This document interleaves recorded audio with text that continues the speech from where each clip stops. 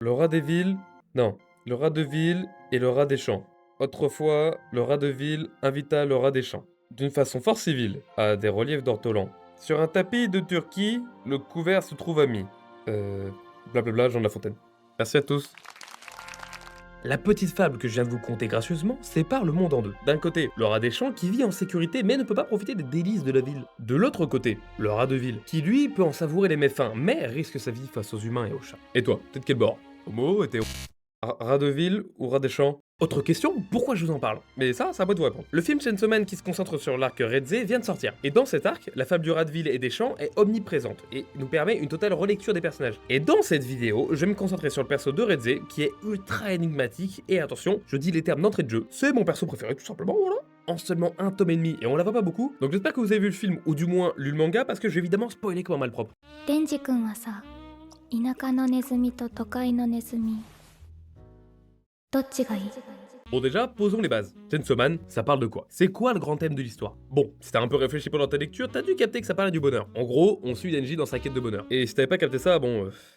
vas-y, t'es un peu con, mais t'inquiète, on t'en veut pas. Mais du coup, comme c'est bien foutu, la fable du rat de ville et du rat des champs, ça parle aussi de bonheur. Eh oui. Et plus précisément de si tu préfères te contenter du minimum pour vivre, mais t'as aucun problème dans la vie, ou alors si tu préfères vivre à pas d'âme, t'as capté. Ou t'as tout à disposition, mais t'as tous les défauts qui vont avec. Donc tout est cher, y a des bouchons, le moulin rouge... quoique... Pas si mal en fait. Mais du coup, ça c'est la problématique de base qui est posée dans la fable. Mais une fois appliquée dans le Chainsaw Man, cette fable résonne pas de la même manière. Ouais, c'est bien ce que je pensais. C'est porteur. Andy Oscar for the meilleur van goes to... Flamingo.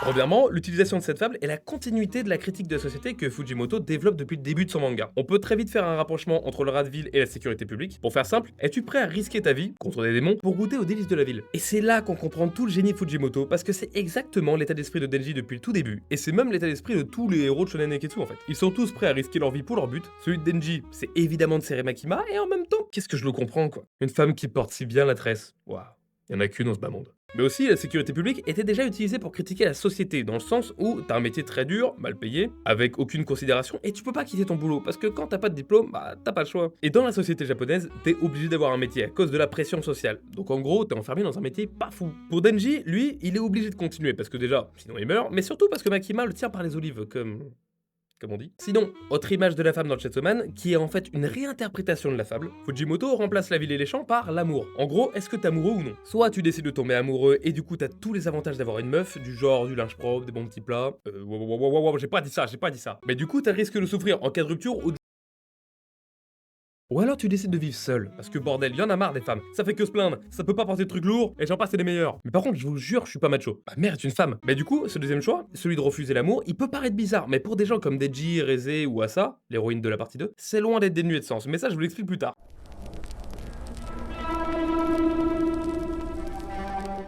Comme nous l'apprend Kishibe à la fin du tome 6, Redze est un enfant élevé par les Russes pour devenir une arme qui servirait à l'État. Et ce petit détail nous permet de comprendre pas mal de choses. Par exemple, ça nous permet de comprendre son but. Pourquoi elle cherchait le cœur de Chainsaw Man? En fait, elle était juste un pion envoyé par les Russes. Par contre, ce qu'on saura jamais, c'est pourquoi les Russes voulaient son cœur. Est-ce que c'est pour les mêmes raisons que Makima, ou juste parce qu'accroché au sapin de Noël, c'est plutôt sympa. Cette révélation permet aussi de comprendre pourquoi Redze se refusait d'aimer Denji. Déjà parce qu'elle était sous la menace de l'État, mais aussi par rapport à sa nature. Elle est une arme. Elle est censée être un objet dénué de sentiments, un peu comme Violet Evergarden ou, une vaginette, enfin, je sais pas, peu importe. Mais il y a aussi un autre argument pour expliquer pourquoi elle se refuse de tomber amoureuse, mais ça, je vous le garde pour encore après. Eh ouais, le watch time c'est important, hein. Rien que là, je rallonge bêtement mon texte pour faire durer plus longtemps. Tu comprends le système? Ouais, sacrée société. Autre chose très intéressante qu'on peut déduire, c'est que son pouvoir reflète parfaitement sa nature d'arme. Elle est le démon bombe. Donc en cogitant un petit peu, tu vois le lien avec les armes. Je te laisse quand même le temps de réfléchir à ça.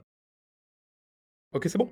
Allez. Mais sa nature d'arme permet aussi de créer un lien avec Denji, et c'est important pour une bonne dualité. Denji est lui aussi une arme, une marionnette depuis qu'il a le cœur de Pochita. Il est clairement sous l'emprise de Makima, elle fait ce qu'elle veut de lui, comme l'état russe pour Redze. Ils doivent tous les deux s'échapper de cette nature pour trouver le bonheur. Le passé de Redze peut aussi nous faire comprendre pourquoi elle veut devenir un rat des champs. Et à partir de maintenant, accroche-toi bien parce que ça va commencer à être chaud à comprendre. Déjà, petit détail, elle ne dit pas se sentir rat des champs. Elle dit qu'être rat des champs, c'est bien mieux, que rien ne vaut la paix. Et c'est un détail qui a son importance parce qu'en fait, elle croit être un rat de ville. Redze a grandi avec cette fable, elle est très importante pour elle, c'est presque comme une religion. Elle est donc forcément forcément vrai pour elle, et vu qu'elle a tous les inconvénients de la ville dans sa vie actuelle, qu'elle ne vit pas en paix, elle est forcément un rat de ville. Mais son rêve, c'est une vie sans problème, et donc une vie de rat des champs. Seulement, elle a sûrement mal compris la fable. Et ça, je vous l'explique tout de suite avec ce qui peut ressembler à un détour, je vous le cache pas, mais en fait, c'est juste que je suis dans la transition. Reze n'a connu que la mort. Elle a tué des milliers de gens, mais là où c'est intéressant, c'est qu'elle ressent de la culpabilité que juste avant sa mort. On a une scène où Reze se retrouve devant un stand d'une association qui aide les enfants victimes des démons, et elle reconnaît le cadeau qu'ils font. C'est la fleur que Denji lui a offerte.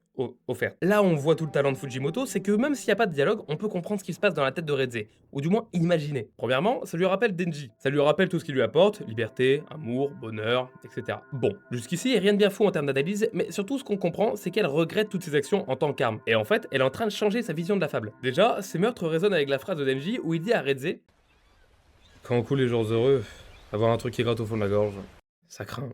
Bon, cette réplique veut pas dire que Denji a sucé quelqu'un et que le sperme a croûté, mais qui peut pas être heureux s'il fait quelque chose qui va à l'encontre de ses convictions. Reze, elle, se rend compte qu'elle aura toujours ce truc qui gratte à cause de tous les meurtres qu'elle doit commettre. Et toujours pas parce qu'elle a sucé. Arrêtez les enfants, ça devient lourd. Mais du coup, ça, en plus de la vie horrible qu'elle a en tant qu'arme, elle se rend compte que sa vie a toujours été celle d'un rat des champs, qu'elle n'a jamais osé se rebeller contre ses maîtres. Donc elle vivait sans risque que l'État la tue, mais à côté, sa vie était pourrie. Et en repensant à Denji, elle comprend que ce qu'elle veut, c'est prendre des risques pour quitter sa nature d'âme et pour vivre une vie heureuse avec celui qu'elle aime. Elle devient donc un rat des villes comme Denji, parce qu'elle est prête à tout pour trouver le bonheur. Un des thèmes récurrents dans Chainsaw Man, c'est le savoir, et je trouve particulièrement intéressant la façon dont il est abordé dans cet arc. Cette fois-ci, Fujimoto passe par l'école pour nous parler du savoir, mais ce qui est astucieux, c'est que ça permet de relier tout ça avec sa critique de la société. Bon, je développe et tu vas voir. Déjà, l'école est évoquée dans sûrement une de mes scènes préférées du manga. Pourquoi je ne t'ai pas trucidé dès notre première rencontre? Bonne question. Tu sais, Denji, à vrai dire, moi non plus, je ne suis jamais allé à l'école. Alors, la première fois que j'ai eu cette scène, j'ai dû poser mon tome tellement ça m'a retourné le cerveau, je me suis levé. J'ai pissé sur mon tome, j'ai jeté une allumette dessus pour savoir si ça brûlait même mouillé. Réponse oui. Donc je suis allé acheter un autre tome, je suis rentré chez moi, posé dans mon lit, et je me suis dit, putain d'inflation. Non.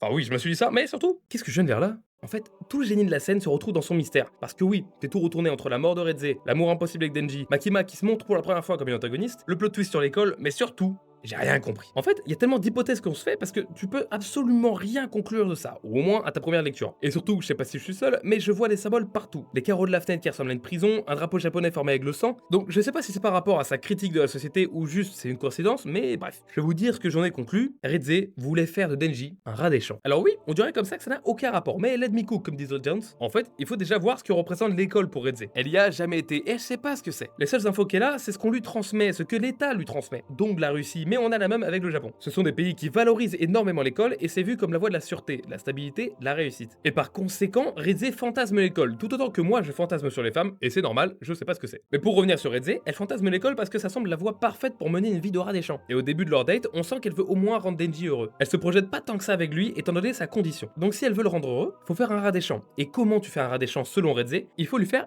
aimer l'école. Est-ce que tu comprends le cheminement? Et du coup, même s'il est plus là, Denji pourra quitter son boulot dangereux de Devil Hunter et aller au lycée. D'ailleurs, elle aura réussi parce que c'est réellement ce qui se passe à la fin de la première partie. Désolé du spoil, mais t'inquiète, c'est pas hyper important. Si on suit l'évolution de leur relation, la scène de la piscine permet de montrer une Reze encore plus amoureuse, parce que maintenant, elle se projette dans la relation. Elle dit vouloir tout apprendre à Denji.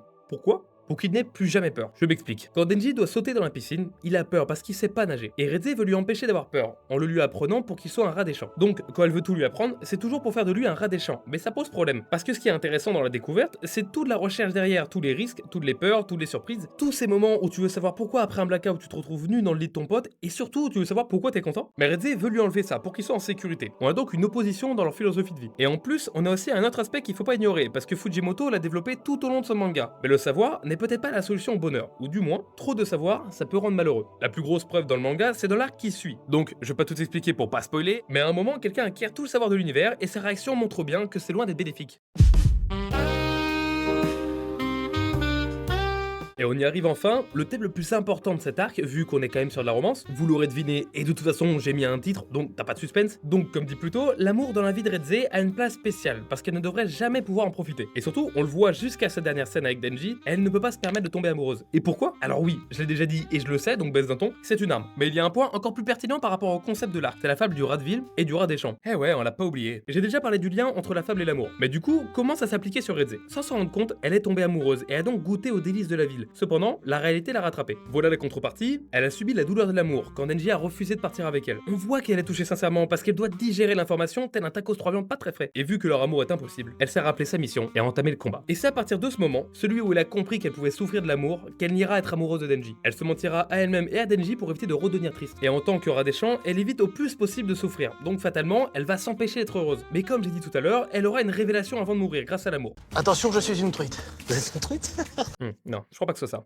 Non, c'est qu'elle a capté qu'elle était un rat des villes en fait. Et grâce à cette scène, on peut vraiment se rendre compte du pouvoir de l'amour. On l'avait aussi vu à la fin du tome 5 où Redze était aussi prête à fuir. Ou alors en voyant tout ce qu'il est capable de faire Denji pour juste serrer Makima. Mais d'ailleurs, le pouvoir de l'amour a lui aussi des limites. On le voit avec la révélation que Redze a en mourant. Elle regarde une dernière fois Denji et il est derrière cette fameuse fenêtre à carreaux qui l'enferme. Et connaissant le travail de Fujimoto, on sait qu'il ne laisse jamais rien au hasard. Et ces barreaux représentent sûrement une prison, comme je vous l'ai dit plus tôt. Une fois pris dans l'étoile de l'amour, tu ne peux plus t'en échapper. L'amour est la pire des prisons. C'est QFD plus trivial plus ratio. Et pour terminer, on peut quand même s'intéresser à Denji, du moins sa vision de l'amour. Sa vision en tant que rat de ville. Pour son cas, déjà on voit qu'il s'assume comme tel, ce qui fait qu'il veut continuer à tomber amoureux. Alors que pourtant, et il le dit pendant son combat, que toutes les filles qu'il a voulu serrer ont essayé de le tuer. Mais vu qu'il adore embrasser, ploter, entrer dans le pétou, bref, je te fais pas le listing complet, mais en tout cas, ça explique pourquoi il continue d'essayer de trouver l'amour. Seul problème, il sait pas encore ce qui va se passer face à Makima, et là je spoil pas, mais ça va piquer. Bon, enfin fini, vu que je pense que c'était galère à comprendre, je t'ai fait une petite infographie résumant tout ce que j'ai dit sur Redze et Denji.